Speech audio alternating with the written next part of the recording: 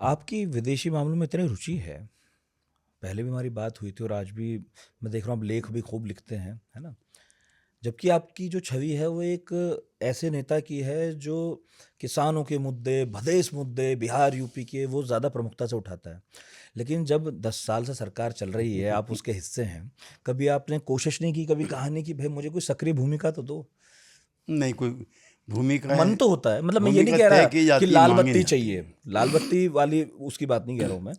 ऐसा है कि मैं एक हुँ, तो किसान परिवार में पैदा हुआ, हुँ, और जब मैंने राजनीति की शुरुआत की है, हुँ। तो चौधरी चरण सिंह के नेतृत्व में की।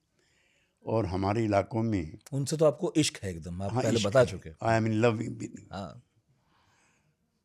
हुँ, मासूक शब्द अच्छा नहीं है, हाँ। But he is my darling. हाँ। और उनके नेतृत्व में मैं जेल भी गया आपातकाल में। और मेरी बहुत कम उम्र थी और मेरे पास कोई बहुत साधन भी नहीं थे। हुँ, उन्होंने अपने बराबर वाली सीट से मुझे टिकट दिया। हुँ, और उनके जो किसानों के जितने भी आंदोलन थे, मैं हिस्सेदारी रही। दूसरे नेता चौधरी देवीलाल थे। हुँ, मेरे टिकट पे काफ़ी विरोध था।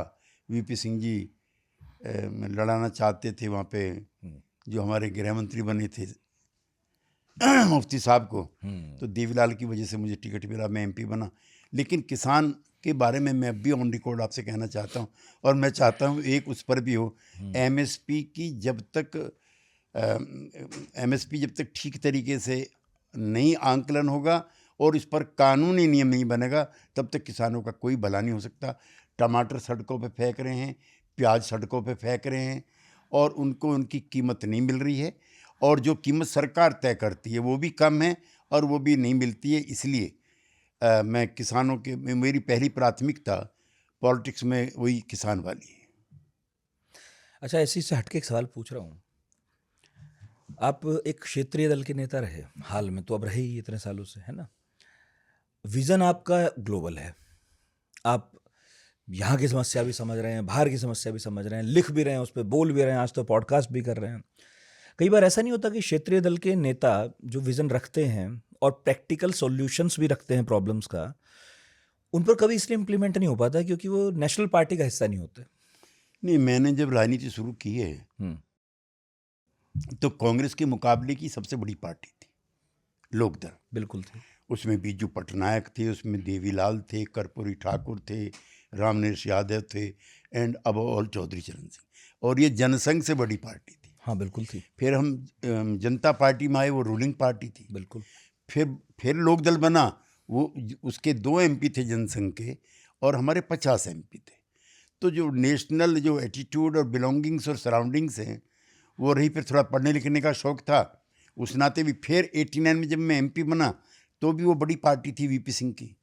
उसके बाद इस दिल के टुकड़े हजार हुए बस हैं। 90 के बाद। हाँ, तो यही तो मैं बोल रहा हूँ, लेकिन इस बात को लेकिन वो जो अतीत है वो जी, पीछा नहीं छोड़ता है। हाँ। और जो पुरानी मोहब्बत है वो भी पीछा नहीं छोड़ती। ये आपका वरना आप अनुभव है। कांग्रेस या भाजपा के सदस्य हो सकते थे और जो आपका अनुभव है जितना और जितना आपका विज़न है, आप वहाँ इम्प्लीमेंट भी कर सकते थे। भई आप ना बने, लेकिन फिर आपका जो मैं आपको आज एक जब हाँ, आपने जिक्र कर दिया, जब हाँ। मुझे 2004 में मेरठ से टिकट मिला, हुँ, तो बड़ा असंभव परिस्थितियों में मिला। जॉर्ज फर्नांडीज गए और अटल जी से मेरा टिकट लेके आए मेरठ से। हालांकि वो बीजेपी की सीट थी। हुँ। ठाकुर अमरपाल सिंह वहाँ से 2 या 3 बार एमपी याद है रहे। मुझे। तो मुज़फ्फरनगर से मुझको मैं प्रमोद महाजन जी ने बुलाया, हुँ, और उन्होंने कहा कि तुम मेरठ से चुनाव नहीं जीत पाओगे, चूँकि वो कमल के फूल वालों की कॉन्स्टिट्यूंसी है। तुम एक काम करो, कमल का फूल ले लो। हुँ, तो मैंने कहा, अभी तो जॉर्ज साहब मेरा टिकट लेकर आए, शरद यादव, नीतीश कुमार मेरे लिए ये सब कर रहे हैं, ऐसा कैसे हो सकता है? इसने कुछ भी नहीं है।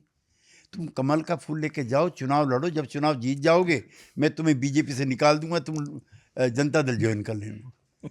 लेकिन मेरे लिए ये भी आसान नहीं था, चूँकि जो छोटे मोटे भी कमिटमेंट हम लोगों के होते हैं, कुछ लोग ऐसे होते हैं। भगत सिंह को कोई ज़रूरत नहीं थी फांसी पे चढ़ने की, वो चाहते तो बच ही जाते। बच ही जाते, बहुत लोग बचे। है ना।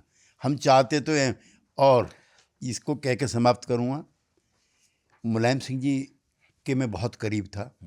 मैं एमपी था, वो आए संजय सिंह को लेकर के कि चलो तुम्हारी ओथ होती है चंद्रशेखर जी की सरकार में, उनको जरूरत भी थी। हुँ, फिर चंद्रशेखर जी मुझे किसी तीसरे व्यक्ति के स्थान पर बुला के कहते हैं कि तुम मेरे सूचना प्रसारण मंत्री हो। बड़े थे वो मैं सम्मान करता था, लेकिन मैं मने नहीं कर पाया।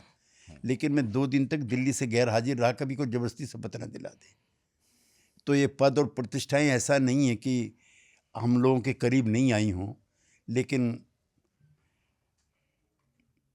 अब इसे आप कुछ भी कह लीजिए, जुनून कह लीजिए, या कुछ कमिटमेंट इतने स्ट्रॉन्ग हो जाते हैं, और कुछ जो अपने पुरखों से सीखा है कि ये जान तो आनी जानी है, इस जान की कोई बात नहीं, जिस धम से कोई मक्तल पे चढ़ा वो बात निशानी रहती है।